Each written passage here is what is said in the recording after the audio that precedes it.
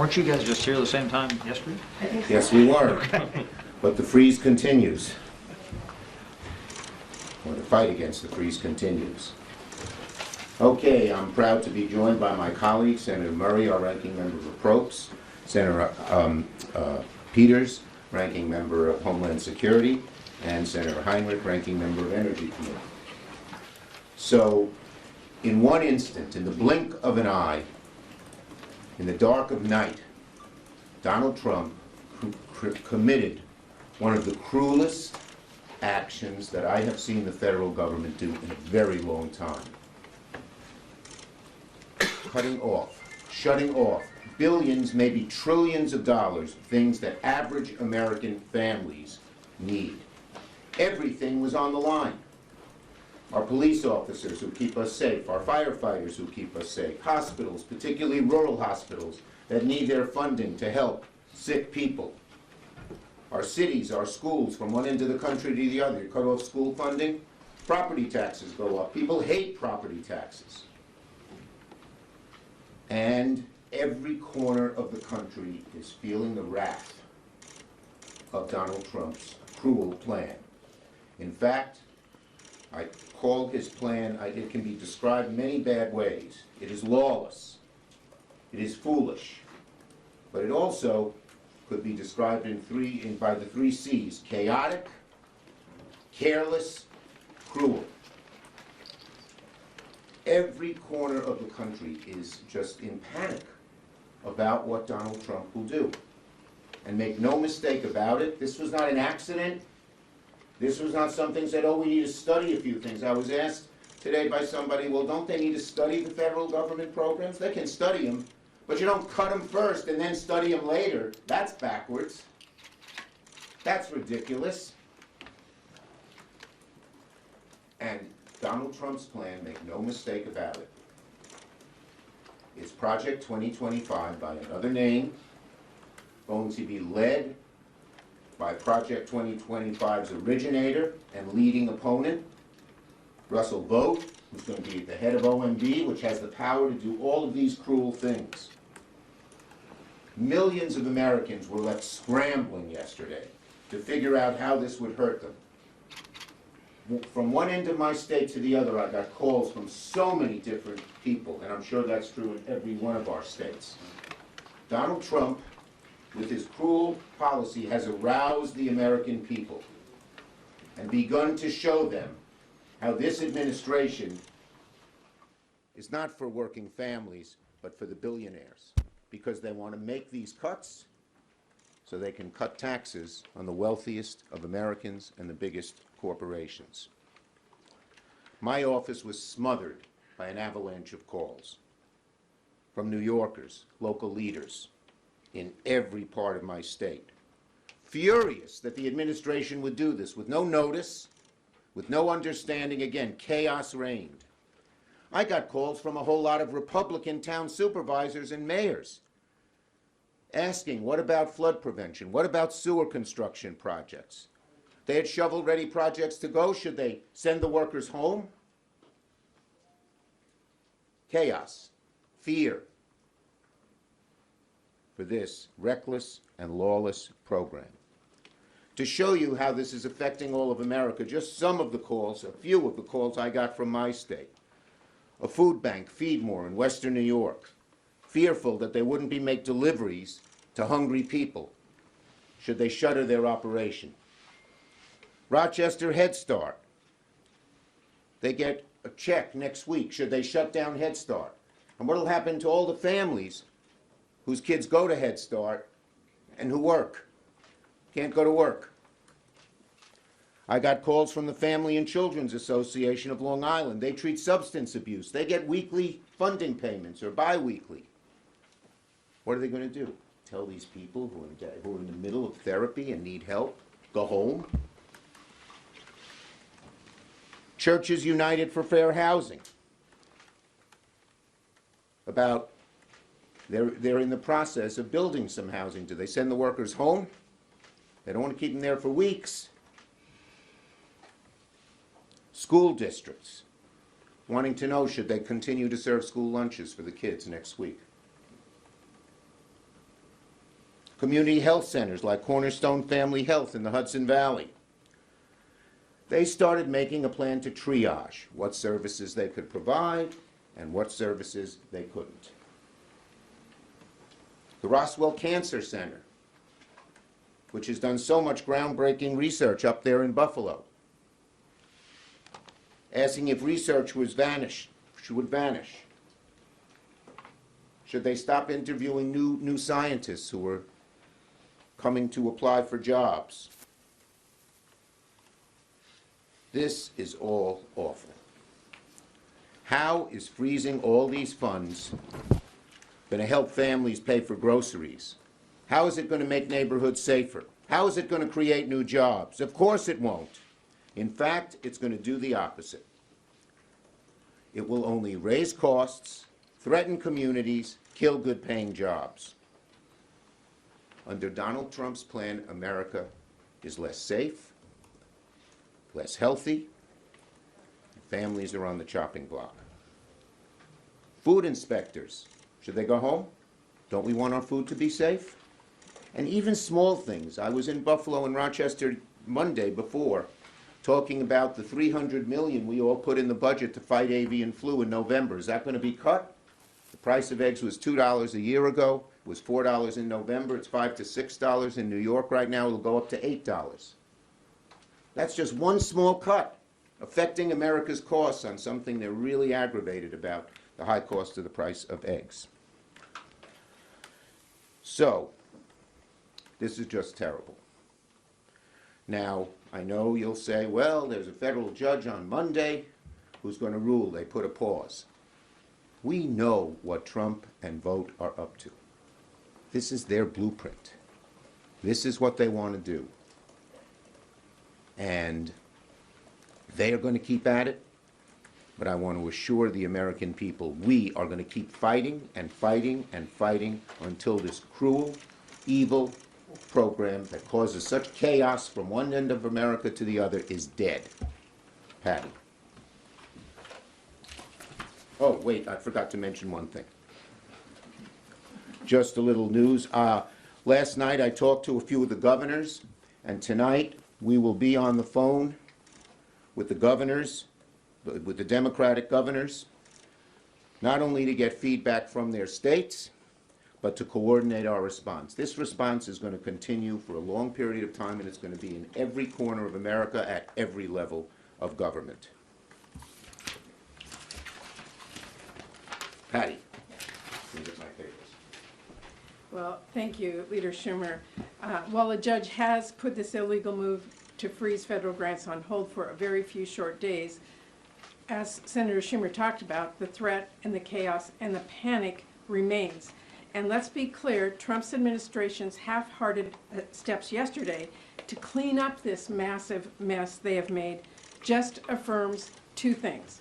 One, they are still illegally withholding federal funds that are law. And two, this is an administration whose sheer incompetence, combined with their bad intentions and willful disregard of the law, is creating mass panic and chaos and hurting people everywhere. Their explanations have created no clarity or certainty for many panicked families, businesses, nonprofits, towns, and states. And they don't actually change the basic fact that Trump is holding up funding our communities are counting on, and funding that is law. Because first off, there are a lot of programs they are saying won't be affected, when that is not what organizations across the country are experiencing. Just one example, yesterday, Head Start providers were locked out of their reimbursement portal, meaning folks that are taking care of our youngest kids were suddenly not sure how they're going to keep the doors open or pay their teachers and staff. Rental assistance. The payment system for housing authorities was down yesterday. I checked again with my staff this morning. It is still down. And beyond that, there is just a long list of programs still left completely on the chopping block. Programs that help red states and blue states alike. Meanwhile, a tribe back in my home state of Washington told me just a little bit ago that they are having to determine if they need to lay off 400 people. Community health centers have been having difficulty drawing down their federal funds. Sometimes they are the only providers, especially in our rural or remote communities. It is the end of the month. They need to make payroll. There are real patients to consider here as clinics have to think about whether they have the funds to cover services because of this illegal move. Funding for firefighters. You know what doesn't stop when federal funding stops? Fires. I mean, the list goes on and on. The calls are coming in, and the chaos, I'm here to tell you, has not died down this morning. There's really only one solution here in the Senate, and that is for all of us to stand up and say enough, to demand that President Trump revoke these reckless orders and recognize Congress. Congress has the power of purse. We will fight this in the courts, yes, but President Trump needs to back down from this reckless order that is hurting Americans and just follow the law as Congress wrote it. This kind of freeze is going to hurt their states just as much, if not more. This is not a red or blue issue. And so, as Leader Schumer has said, we're going to keep sounding the alarm and pointing out who President Trump is hurting. We're going to listen to folks back home and raise their stories for everyone to hear. None of us were elected to hurt people or sow chaos. We are elected to help people and solve problems. I hope every member of Congress works with us to make that clear and work to tell President Trump the law is the law. Work to tell him that Congress is a co-equal branch of government and the executive is there to execute the laws Congress has written. The White House needs to stop hurting the American people. Senator Peters. Well, thank you. I won't reiterate some of the comments made by my colleagues here, except for the fact that all that is happening in my colleagues' states is also happening in the state of Michigan. So this is clearly a national issue, and I think I speak for all of my colleagues in our caucus that are experiencing this. Grant funding pay for police, firefighters, which is something that is particularly problematic. One thing I haven't heard here, but I've heard back in my state, there are even small businesses, especially those that get grants like the SBIR. Small businesses are worried, will I be able to make payroll? Do I need to worry about that? Do I need to tell my employees that?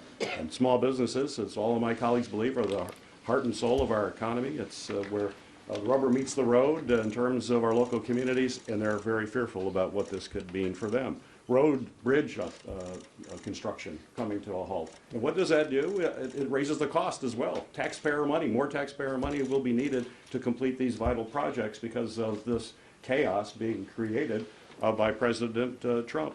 Heating assistance. I'm a cold state in Michigan. Heating assistance is also one that people worry a great deal about. And I know there's a court case that has just come through, but I think it's important to understand that courts have already ruled on this. We know that this is not constitutional, what he's doing. The president cannot hold funding back that Congress has appropriated. We saw this same battle play out when Richard Nixon was the president. Richard Nixon held back funding for key programs. It went to court. There was a Supreme Court decision that rejected that, Train versus City of New York. It said the president cannot withhold, in that case, withhold water protection funding. There are other cases, more recently in 1998, Clinton versus New York, where the Supreme Court determined that the president cannot unilaterally cancel appropriations that were made by Congress. But this administration doesn't believe that. They believe that they can determine what's constitutional, not the Supreme Court. In fact, we had Mr. Vogt before my committee. We have joint jurisdiction with budget over OMB, particularly for personnel matters. And I was stunned, actually stunned by Mr. Vogt's comments when I asked him how he, in his past tenure, when he worked in the first administration, withheld funding that also hurt people. We've seen this play out before. If you recall the hurricane in Puerto Rico, it was Mr. Vogt, Mr. Trump, that would not send money to victims of a massive hurricane in Puerto Rico. Families who were hurting, families who didn't know where their next meal would come from, didn't have a roof over their head, and they withheld funding. It's mean, it's cruel, it's unconstitutional. And when I pressed Mr. Vogt, he said, well, the Empowerment Act is unconstitutional. I don't know anywhere where an OMB director has the power to actually determine what's constitutional and unconstitutional. And when I pressed him on that, he said, well, the president does. And I go, why does the president have that power? He said, because he won an election. Because he won an election, he has the ability to go in there and just say, this is unconstitutional, I'm going to do what I want. Mr. Trump or President Trump believes that he can say, we're going to fully fund this program and this program, and I don't care what Congress has said. We know the legal authority is very clear. It's a very concerning development. We know court cases can take time, and people who depend on this money do not have time. Firefighters do not have time. As Senator Murray mentioned, fires still occur. People in small businesses, they got to make a payroll. Many people who work in those businesses literally live paycheck to paycheck, and you're putting them in an unconscionable position. And I fear that what we're going to see out of OMB is can make this problem even worse. As we're looking at personnel issues, which are before my committee and the government services aspect of HISCAC, where there's now so-called buyout program to take away or to minimize civil servants, professional civil servants in agencies across the government. And their plan under Schedule F is to replace them with political cronies that will only do the bidding of President Trump and Mr. Vogt. We've also played that before. If you remember, we had a civil service system because in the 1800s we had basically a patronage system in our government where we had unqualified people who were inept, they were corrupt, and now President Trump wants to bring that back. He wants inept, corrupt people that are just 100% loyal to him. And the end result is that everyday people are going to be hurt, which is why we have to fight it. Heinrich. Gary mentioned what Russell Vogt said about the president having just won an election. I just won an election by double digits, and what I can tell you is that most people voted for cheaper eggs. They did not vote for this chaos. And people are absolutely beside themselves with what's going on out there. Yesterday, despite what the White House has said, enormous numbers of people in red and blue states were impacted by this. And I think it's probably smart to start with Medicaid because it has such an enormous impact, especially on rural states. Medicaid obviously impacts poor kids and is how they oftentimes access health care. It's also how we finance much of the nursing home system and the long-term care system. All of that was thrown up in the air yesterday as our portals were locked down and reimbursement stopped. Now, by the end of the day, they said, oh, no, Medicaid, we didn't mean that. Well, why? Was it a coincidence that all of us had our Medicaid portal shut down at the same time? And this is true of, despite what I've seen the White House say on cable news this morning, Head Start and nonprofits who serve veterans, who serve sexual assault services, who do housing in our communities. If you just look at New Mexico alone, let me walk you through some of the programs that were impacted yesterday. The New Mexico High Intensity Drug Trafficking Area Program. This is the law enforcement coordination program that we use to go after cartels and fentanyl trafficking. They could not access their funds yesterday. Is that what we want? We want our law enforcement cut off from the funds that allow us to attack the fentanyl problem and go after the cartels who are profiting off that? Schools were thrown up in the air as would they be able to pull down their grant money, and do they need to start making decisions immediately about other services because they won't have those grant fundings? Here's one that really pisses me off. Sexual assault services in Northwest New Mexico. I heard from the primary nonprofit that provides sexual assault services in the northwestern part of my state. They told me yesterday, quote, as a victims service provider, this memo directly threatens our ability to serve survivors of sexual assault. These survivors cannot wait for a pause while a federal agency analyzes the funding that enables us to provide them with life-saving services. They need our help now, in the immediate wake of the most traumatic and difficult moments of their lives. that kind of sums up just how ridiculous this order was and how it threw the most basic services into question yesterday. I talked to a tribe as well. I talked to a number of tribes. We heard from all corners of Indian country in our state yesterday. One of the Pueblos told me they are still locked out of their housing funding even after the judge's order took effect. So they are still locked out, and people who have given up their previous housing, given up rental agreements, were getting ready to move into houses, can't do that right now because all of their funding has been frozen. Disaster assistance. This one has got to have everybody scratching their heads. We have had unprecedented disasters recently in New Mexico. We had huge fires in both the northern and southern parts of our states, and the floods that come after those fires. Right now, as of this morning, we were asking FEMA if these funds are still paused or not, and their answer to us was, we don't know.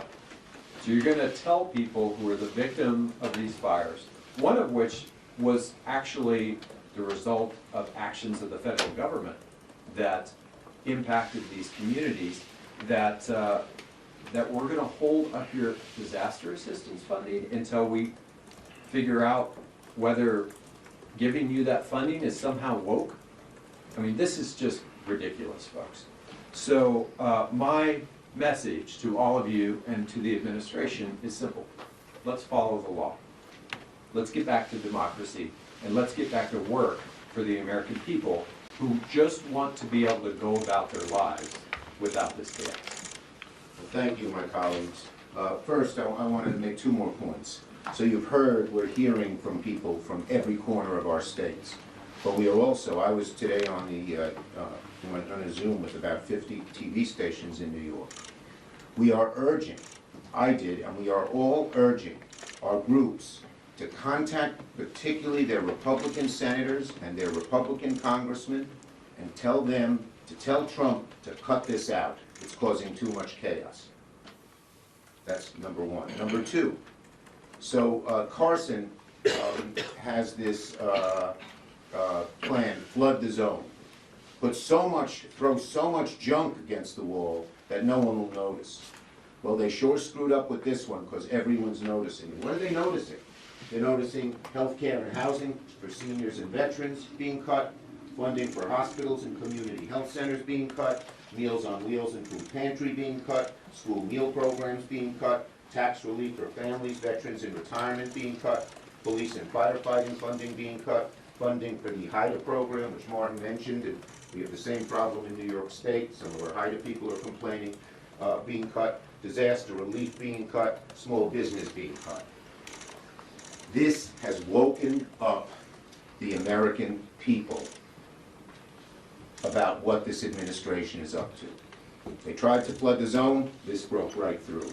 Questions on this subject? Leader Schumer. This subject. Yes. Yeah. So yesterday, there were a number of Democrats who, in protest because of this, switched their vote from the cloture vote to oppose Sean Duffy on the floor. Should we continue to see that on other votes for nominees who might be bipartisan in protest of this Well, OMB memo, and how that will play out on these Yeah, nominees? there are certain nominees that we're particularly focusing on. Kennedy today, I guess he's having his hearing as we speak now. The guy from the FBI, Patel. Kash Patel, Tulsi Gabbard of DNI. We're focused on some particular people who we think we might get some Republican support on. Yes? Obviously, there's a government funding deadline in the middle of March. How is this affecting those negotiations or lack of negotiations? I'll call on Patty as our appropriator. You're absolutely correct. There's a funding deadline March 14th. We need to have a top line. We need to get our committees working to reach an agreement that has enough votes in the House and the Senate to pass. It is extremely difficult to agree to a compromise on anything if the White House is going to assert that they control the funds, we don't. So this is really putting that in jeopardy.